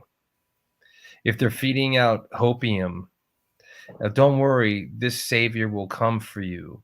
Don't worry about X, Y, and Z because it's all handled. Don't worry, don't worry, don't worry. And in the meantime, like we were talking about, and Christo brought it up, is like everybody says, oh, you know, it's done. The deep state's done. And yet the outcome in the physical reality is that they're doing shit. People are getting hurt. Things are being destroyed. So you can't buy the belief that, oh, it's done. Maybe at the end game, like you were saying earlier, yeah, we just have to ride it out. But at the same time, if somebody's out there saying, oh, just sit back and do nothing, to me, that's always a red flag, because it's a hopium and it's perpetuating people to not take action. And we're not telling people to take action violently. We're saying get into the game peacefully. Do not consent to things that you don't want to consent. Learn, get educated, share the education with others, and do administrative processes. Do go on YouTubes or whatever. Do whatever is you're called to do. But to sit back and just watch, you know, things just get destroyed, or watch the Nefarians just go along to fulfill their agenda and pretend that nothing's happening, that's not going to get the job done. Yeah, right. You got it. Yep, you got it. You got it. Well, you know, I'm watching some of the comments and stuff like that over here, and I know it's shaking some of these people up. And you know what? If you're somebody that's new to me, to my platforms, I'm gonna let you guys know right now, I'm not a Kool-Aid drinker. I'm a real freaking white hat, and I ride no line. I don't sit there and promote one idea over the other idea, except for sovereignty, freedom, and liberty. Those are the ideas that I promote consistently. But I'm not in one side of promoting one candidate or one political affiliation over another. Actually, I call myself a recovering Republican. I'm a constitutional conservative. That's what my belief system is when it comes to politics, is constitutional conservatism itself. The right constitution. Well, I need to preface that, right? The correct constitution, not the appendage or the amended constitution. But that's it. It drives people crazy because I won't sit there and drink the Kool-Aid and just promote one agenda like you're talking about, Jay, the savior complex. People are waiting for a savior, a political savior, a military savior, a financial savior. They're waiting for some type of a savior to come bail them out of whatever their situation is. We put ourselves in our situations. Maybe, you know, collectively we did as a nation because we allowed certain things to take place. Now, we know that in the next few weeks, there is going to be a pressure point put upon us. Are we going to not comply? Are we going to push back? I have a feeling probably so, because I've seen it from a lot of places where people are like, not again. We're not going to do that again. Whatever it takes, we're not going to comply for the next draconian measure to be implemented on us. And that's why I think the deep state is going to be second guessing of how they're going to do that, because what they thought they were probably going to be able to pull off, I think they're going, shit, we're not going to be able to do it again. We got too many external points that are happening right now that we're not going to be able to pull this off. We have too many people who are now awakened to the fact, of what's going on out there. These children. What happened to the children in Hawaii? I was talking to Ananda, and I've talked to other people about this. I said, don't you guys find it interesting? And I've seen lots of news clips coming out of that area over, for the last 3 weeks. Where's the outcry from the parents, the grandparents of these children that are gone? You don't hear it. You don't see it. There is no weeping and wailing, gnashing of teeth of what happened to these children. It's insane.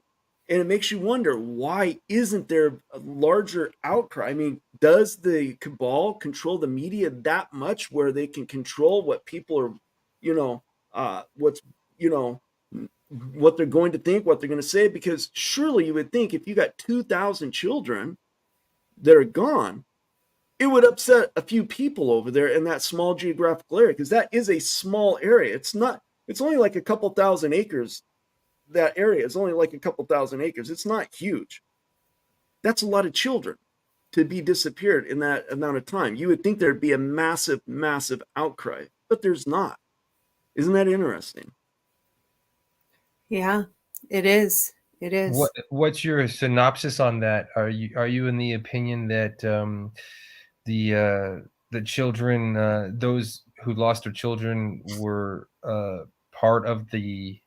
I can't imagine everybody just gave their children up to something like that, or are they just shutting people down, or what?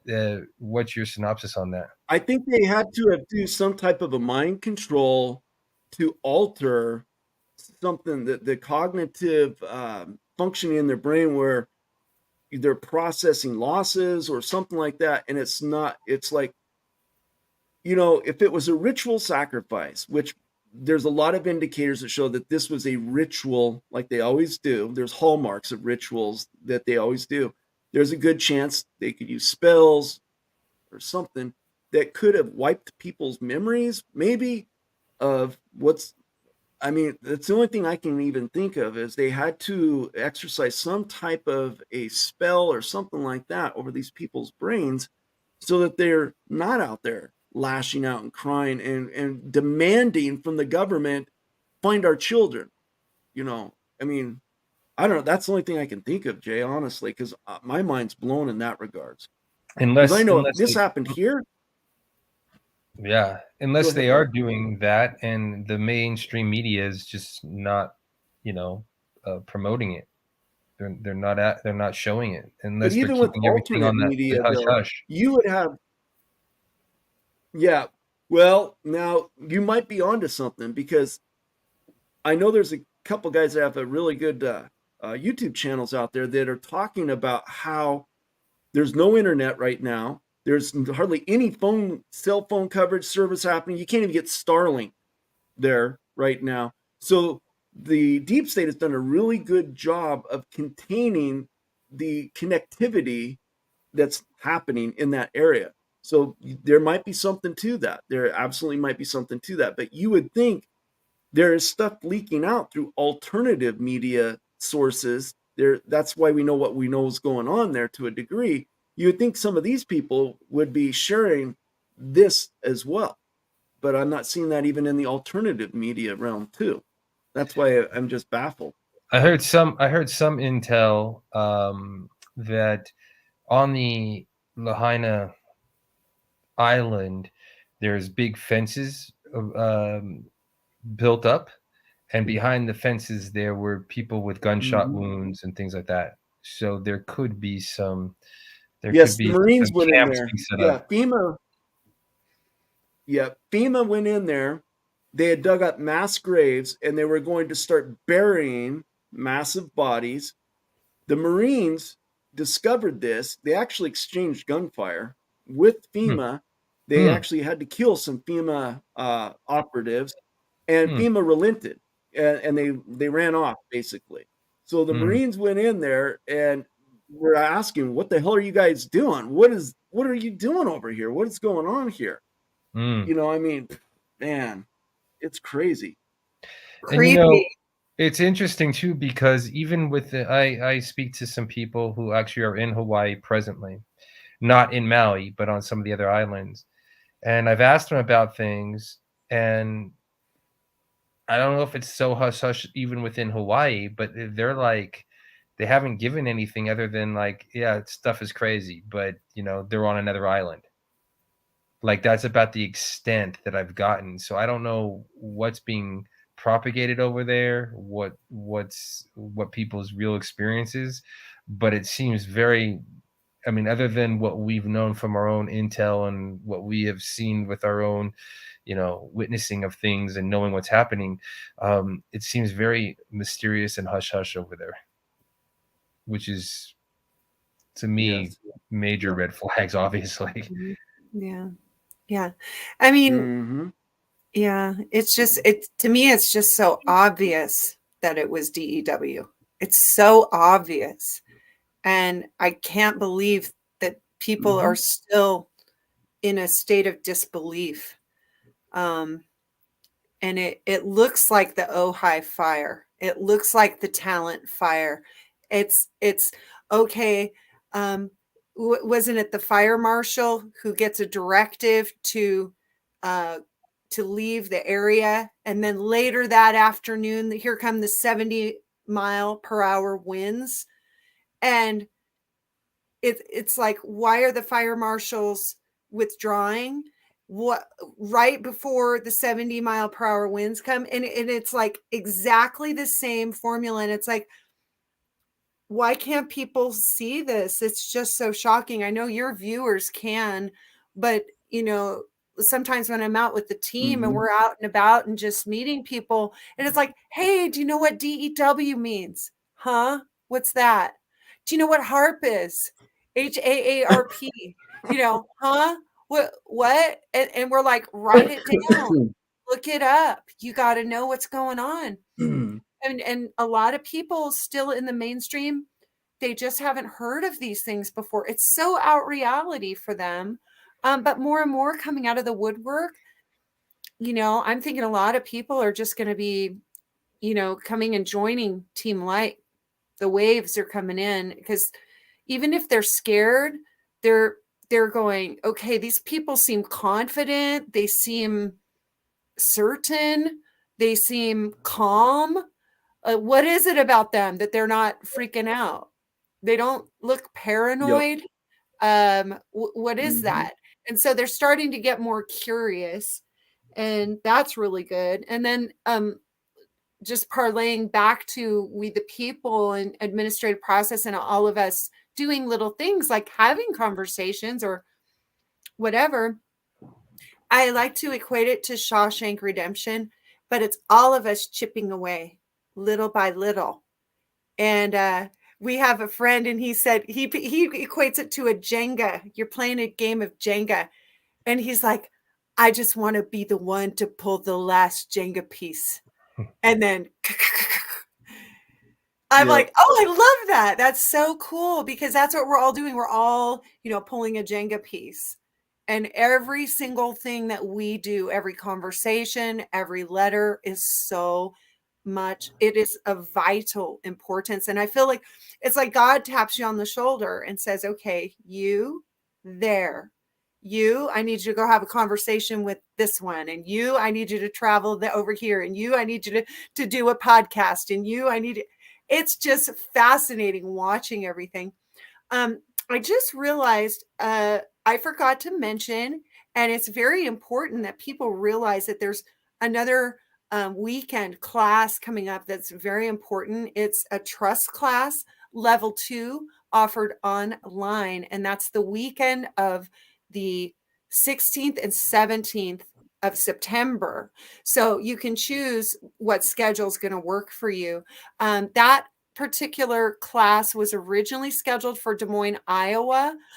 Due to some travel hiccups, we're actually doing that. We're converting that into an online class only. But when you visit our website, please do check out those online offerings for the level 2 class. Oh, and I forgot to mention for the Pennsylvania class, there is a level 1. So folks that are interested in correcting your status on the record, to alerting the corporate government of the facts that you're a bloodborne American, or you're aligning with America, the Republic, or you're declare and decree your status as a child of God.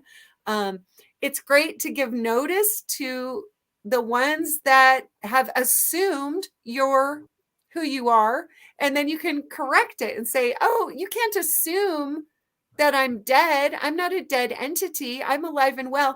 And here's an outrageous idea. I was talking with a friend this morning from Alabama, and we were giggling because we're like, hey, why not go and have a coroner testify that you're alive? And she started laughing. She says, my brother-in-law is a mortician. I said, well, have him write a testimony and confirm that, yes, I am alive. How cool would that be to put that on the record and say, you know what? I'm not a dead entity.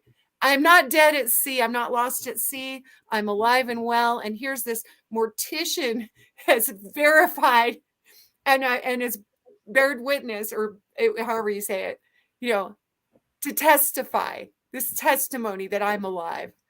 I mean, we can declare decree it, but they're going to keep on assuming it and then try to loop us through probate court and all this nonsense. They're like, no, I'm alive. I'm alive. Something that I love, that something that people can start preparing for if they do try to do the second round or whatever.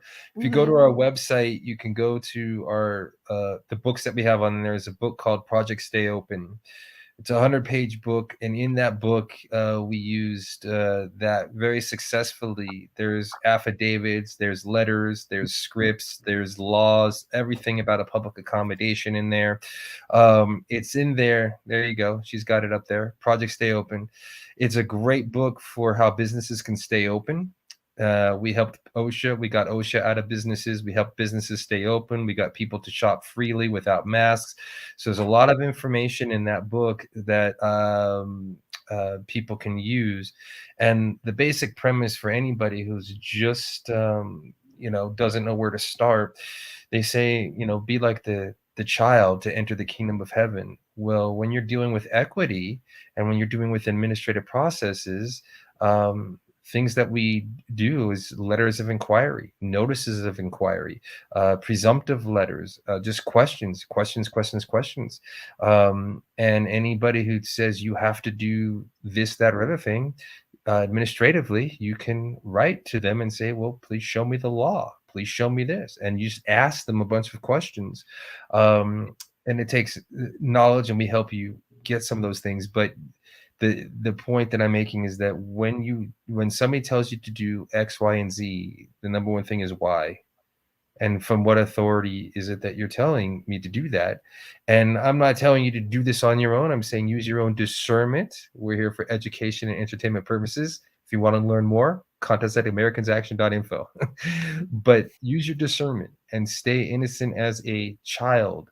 Because if somebody tells you Santa Claus exists, and then Christmas morning, you were waiting up all night and he didn't show up, that's a question. You need to ask your parents. So when they tell you X, Y, and Z, a couple questions on that. And that's how the administrative process starts. And that's how you exit out of her like the child, and you enter into kingdom of heaven. Innocent questions. That's beautiful. And that goes along with Yeshua ben Joseph's teachings of be like the children. We say, we're curious, not furious. We're curious, not furious. And when you're asking questions, you're looking for verification. It's like, well, where do you derive your charter of authority? Well, do you carry a business license?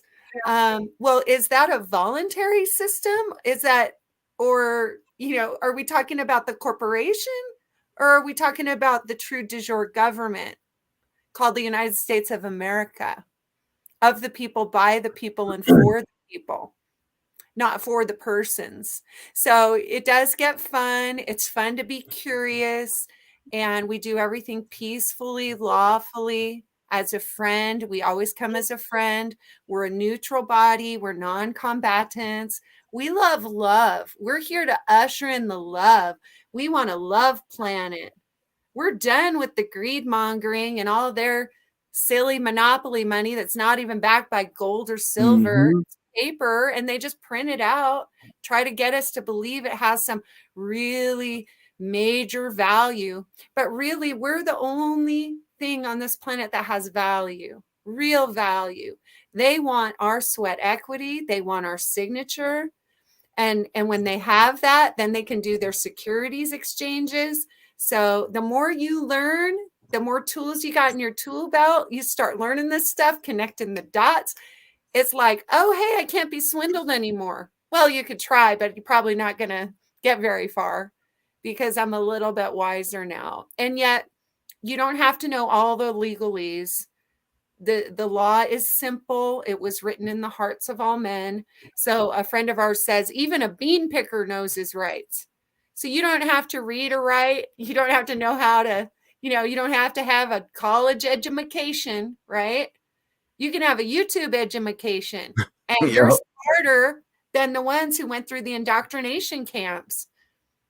So Public schools, and private that indoctrinate as well. So very simple question. What's a conditional acceptance? A conditional acceptance is basically, I'll do what you say upon the condition that you do this, right? So a very simple example is, for a child could ask this question, you have to put on a mask. Okay, I'll be happy to put on the mask so long as you can tell me, why doesn't this virus affect you when you're eating? In other words, why can't I take off the mask to eat? Well, you have to eat. Well, how does the virus know? I joked with people when they tried to put it out. I said, no, I never wore a mask. Well, how come? Because I always told the virus I was eating, and they left me alone. Right? So you just ask very, very simple questions like that. Well, can you show me the science that the virus knows when I'm eating and when I'm not eating? Why don't I just tell the virus that I'm eating? How would I just walk around with peanuts all day? Right? Just have fun with the common sense of the questions like that before you even get into law, before you get into mandates and executive orders, before you get into any of that, OSHA and all that stuff. All you have to do is just ask very simple. Well, Santa Claus was supposed to come and he didn't show up. What happened? Did the sleigh, break down? Did Rudolph hurt, his leg? Does his nose not light up? What happened, Mom, Dad? So when they say do this, that, and the other thing, you say, sure, no problem. I'm happy to do that so long as you can answer these questions. And then you have fun with it. Yeah. And then I like that you talked about Project Stay Open, because this is going to be very important information. If the rumors are true that they're putting out another variant, careful, another variant. And the lockdowns and all that jazz, it's poised. I guess the gossip on the street is that if it's going to happen again, their next rodeo is going to be in September, which is basically in a day. But somewhere in the month of September is the proposed next round. So if that's the case, these are great tools for you to have just on the ready.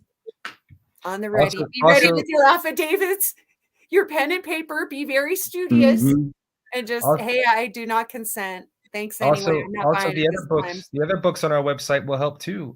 The affidavit book, the dictionary that can save your life, all of that, because the dictionary that can save your life can help you with. That's the affidavit book that she's holding up. Affidavit booklet tells you how to write an affidavit, and then the dictionary that can save your life has legalese in there, language. So when you see a document that comes before you, in our Lancaster class, one of the things that we're going to be doing is people bring in their real life documents, and we'll dissect and break down all the languages, decode, and that dictionary that saves your life helps you with that. So when they present represent something, present something to you, you can look at it and just ask a bunch of questions about that, and get the language, and you start looking at the language, you go, oh, here's what they're really saying, or here's what they're not saying, or here's what they're implying, and so on and so forth. So, but the main thing is, united we stand, think critically, ask innocent questions,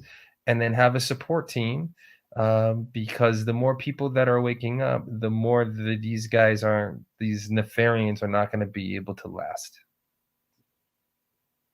Yeah, that's why, I've been, we have some kick-ass shirts, t-shirts to get people ignited, because we got to get somebody somehow. We got to get these people collectively united. So that's why I've got Stand in Honor. We are the plan. That's the motto. We are the plan. That's right. So we're trying to get people ignited at a collective conscious level. It has to start, people. People cannot be afraid because everybody's in fear because of what happened on the January 6th stuff. Well, guess what? Don't go to a foreign land next time when you're going to do a big event like that. Make sure you don't do that, so that way at least you have some measure of protection by our Constitution, because it's not there. That's for sure. So that's first thing you want to do. Second of all is we need to get a lot of these influencers, and I'm not talking about the freaking Reawaken tour crap. I'm talking about influencers coming together, the real ones who have a great track record of being truth tellers, not hopium pushers. Truth tellers that I think we can come together and form a united front and plan to help, because I think people really, really are thinking that that Trump's going to be back in next year, come hell or high water. There's a master plan that's going to put him in, and we don't have to wait anything. We just got to wait it out till next year. And this time next year, everything's going to be hunky dory. I know a lot of people are in that thought process and in that group think, and that is just not the case. That is just absolutely not the case. Now, what's interesting is there's two schools of thoughts that's happening right now. So we're talking about a variant that could be potentially be released upon us again. But also, then you have the other school of thought. You have a bunch of people out there that are saying, oh, I'm getting contacted by the bank. I'm getting my appointment, and I'm going to get my tier whatever, and I'm going to be getting all this money coming to me, and I'm going to sign off on it, and everything's going to be. I'm like, seriously? I'm just like, holy crap. I'm having a hard time believing that the RV or whatever it's even called is through the back door is being released to us, and only certain individuals are getting access to it. Not everybody, just certain individuals, because they've got the system down. They know how to play the system to access the system or whatever that system is. When we got so much other crap that's happening on the financial realm, the stuff with BRICS, everybody put out there in the last week, BRICS met, and BRICS is going to the gold standard like they said they would. They got allegedly, there's this coin that's been out there on all these videos that came from BRICS' meeting, when in fact that freaking coin's been out there for a long time making the rounds. It wasn't just something new that happened since the BRICS meeting, but people will take that and run, just like the fake rainbow currency that's been passed around for the last 4 or 5 years. That's a fake rainbow currency that still says Federal Reserve note on it, but it's supposed to be the new rainbow currency. I mean, this is what's happening out there. And man, I'm telling you what, we got our work cut out for us. We got our work cut out for us. There's a lot of topics to cover. You guys just on the RV and just Sarah, and I've heard things like, oh, you're going to get an 800 number, then you have to go here, and then the extraterrestrials are going to be able to read your consciousness, and then only certain people are going to be able to be on the blockchain, and this and that. I'm going, hold on. Just a couple questions. If the extraterrestrials are going to read my consciousness, why are they sending me an 800 number? to call them to cash in. Like, if they can read my consciousness, why don't they just come to me in meditation and tell me where to get my RV? Number one. Number two, why am I going to go to a bank or to cash in on it, or why am I going to go to a National Guard camp or something else? That sounds very much like World War II Holocaust. Just get on this train and you're going to go get a shower and you'll be okay. Like, none of it adds up. You just have to ask very, very basic questions when it's presented to you. Like, and you know, I might be the more cynical one of the team, but I'm also like, I go critical thinking. I just go, hold on, let's just ask some questions here. And by doing that, I'm still open to whatever it's going to be. But at the same time, I'm not necessarily going to be the first one to pick up that 800 number, and call it and be like, oh, I'm ready to get my RV. Oh, where do I have to go? Oh, in that back alley over there. Okay, no problem. No, thank you. Right? So it's kind of like, we've talked about this. We've talked about this extensively in the past. My school of thought is this: if you're a human being who prescribes to ascension, that we are ushering in the kingdom of heaven, which is within all of us, and we're ushering in this kingdom, we're going to ascend. So we're preparing ourselves at a conscious level. We're trying to live a higher vibrational existence so that our bodies will catch up to us when the great ascension harvest happens. Why are we so consumed with the Babylonian monetary system being repackaged up in a different way? Here you go. Here's what's owed to you. You've been screwed. Your family's been screwed. And here you go. And guess what? You don't have to worry about this, because when you ascend, it's not going with you anyways, because the way they do commerce, the way we'll be doing commerce into the new world isn't going to be anything now. So just eat, sleep, be happy, be fruitful, whatever. I'm like, that makes absolutely no freaking sense. So that's why I'm telling people, you guys got to be careful, man. You guys got to be careful, because everybody thinks that it's owed to us. We've been screwed so long, so hard, that it's owed to us. And that I'm going to be able to ascend, even though I decided I'm going to sign on the dotted line for whatever I'm going to get. And I'm going to engage further into the Babylonian monetary system, even though the white hats put a spin on it. Even the white hats have a little gray on their hats, guys. They're not all pure. If that was the case, we wouldn't be seeing the shit show that we're seeing right now. And this is what cracks me up, is you have people wanting to put the claim out there that the white hats are in charge of everything. Okay, if that's what you want to do, is say that the white hats are in control of everything that's going on in our world right now, they're in absolute control, then when are they held culpable for allowing all the freaking murders that are going on throughout our world? It's really simple. The Maui situation again. Let's drive it home. How could the white hats be in charge of that situation when the innocent people are the victims, and the billionaire Kabbalah satanic Luciferians are the ones left behind with their properties intact? They're the ones that painted their houses blue so that the frequency would bypass their property and wouldn't damage them, but anybody else didn't get that message somewhere down the road in their email box or something like that. You know what? This is what I'm saying. And so we're going to get stuck in this perpetual cycle. These individuals who think, well, I'm just going to hold out a little longer because I'm going to get that call, like you said, and I'm going to call that 800 number, or I'm going to have somebody show up at my house, and I'm going to sign a non-disclosure agreement, and I'm going to get my billions of whatever it is that I'm going to be getting. Come on. Oh my gosh. But I'm totally with La La Land, I guess. Totally with you on that, ML. Totally with you on that, 100% on that. And you just have to ask the, common sense question. Like, so all these billions and trillions of dollars are just gonna all of a sudden go, okay, yeah, we messed up here. Let's give it back to you. Sorry, you know what I mean? It does. And then to go into the quantum financial system and all that stuff. Well, it was designed by AI. No, it was designed by whatever it was designed, and if you join it, whoever designed it can undesign it. And once you're in that system, you've capitulated through your own consent, through the law of consent, and now they can control it. Oh no, it's on a blockchain and this, that, and everything. But it's still a system that was created that somebody capitulates and volunteers to get in.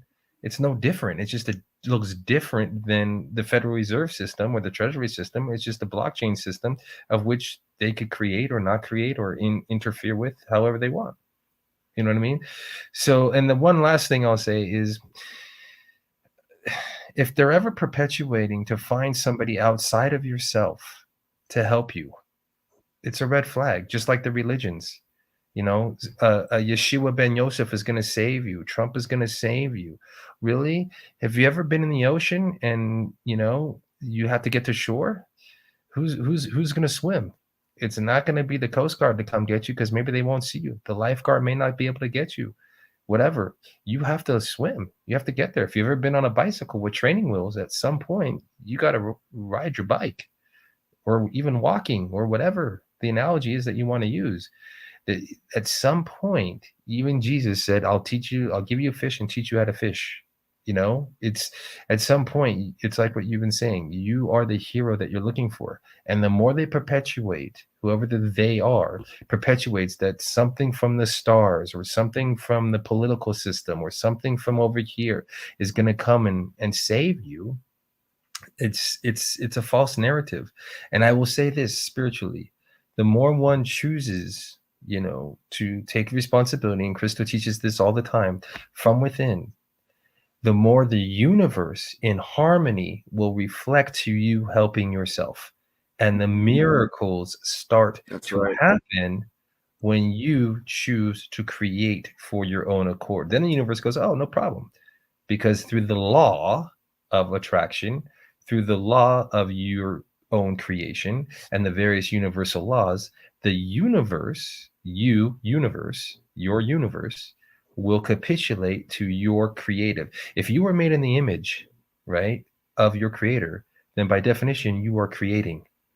So you have to create your own outcome, and you do that from within. And then, the miracles, which as Christo would teach, are natural byproducts of you creating them from within. And so hopefully people will start cogniting on that. And then if we have a collective intention, Sir Richard was talking about that, a collective intention, now we can create that new earth rapidly. And so we have to do our part and just let it unfold. Yeah. Yep. So true. You have any last words, Ananda, before we go? Yeah, I just want to say that was really beautiful, Jay. And the kingdom of heaven is within. Now, the Bible has been rewritten many times in different versions, and it's been changed to say, the kingdom of heaven is in the midst of you. The kingdom of heaven is within reach of you. The kingdom of heaven is around you. No, the original is the kingdom of heaven is within. The answers exist within. And when we go inside, this is where the real freedom exists. And no one can have dominion over you because you are one with your creator. And the reality of God is we are one. And as we tap into that, we have this realization, we go into the true teachings of Jesus the Christ, which have been preserved. The way has been preserved. And it's up to us to sift through the lies, and the truth is still there. We just have to sift through all of the nonsense that they tried to get us to believe and go back to Yeshua's true teachings, where he literally walked on water because he was walking on their water jurisdiction. And this is the way. He was the most righteous trustee. He has preserved the way, and the way is trust. So in God we trust. And this whole gathering this evening, ML, thank you for prompting this, because I feel that this whole evening has been sacred and is a divine prayer. I kept thinking, oh, we should pray, and no, this whole podcast has been a sacred and divine prayer. So thank you to everyone watching, and thank you, ML, for just holding the light as you do. Thank you. Thank you. Mhm. Well, I'm looking forward to us doing more shows together. I'm going to be doing more shows as well, gearing things back up again. You know, we got to be able to reach these people. They're needing some type of an anchor out there as much as possible. You know, I'm not here to awaken people. I'm actually here to elevate people. You know, I mean, because the truths that I'm teaching are not for the faint of heart. They're not for people that are just barely waking up for their comatose state. Let's put it that way. Somebody else will come along and harvest those fields for them. I'm not that person. I've already done my harvesting. Now I'm actually out there helping to teach how to harvest. So, anyways, thank you, Divine Ones. We appreciate everybody so much. And like I say, go to americansinaction.info, all the schedules, and there's email there that you guys can reach out to them as well.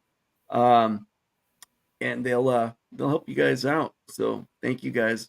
I appreciate your time spending your evening with us. Thank you so much. Have a blessed Thank evening, you. okay? You too. Thank Thank you, you. Emil. Thank Thank you. you, everybody. Bye. Thank you, everyone.